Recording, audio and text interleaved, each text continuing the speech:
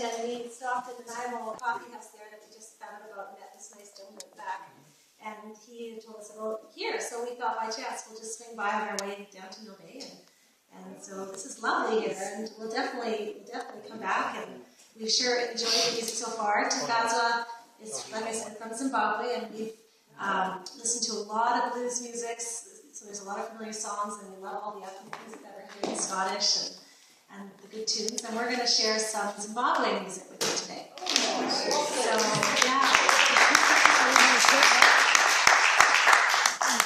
So again, the same, like, if you can join in, you know, you can just get the harmonies and sing with us, please. And also next time, I think I want to share a similar story with that gentleman, something that happens at the airport.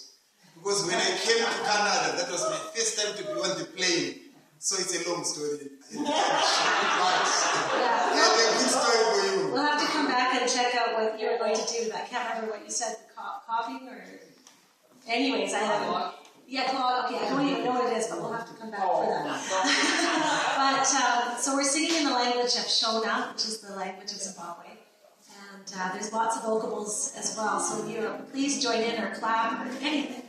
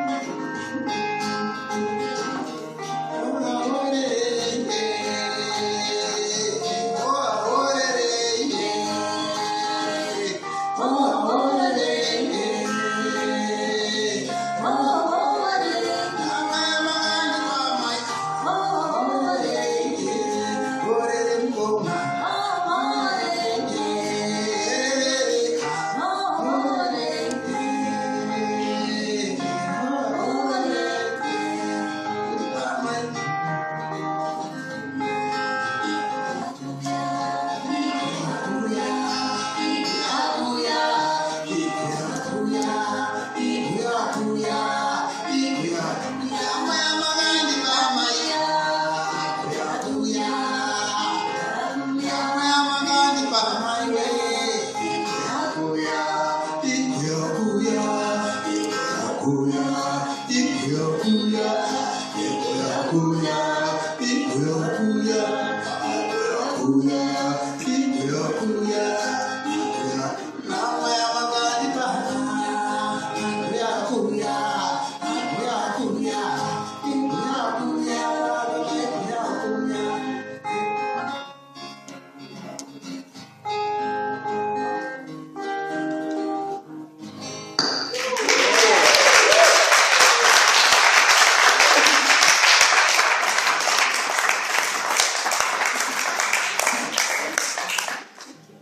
you.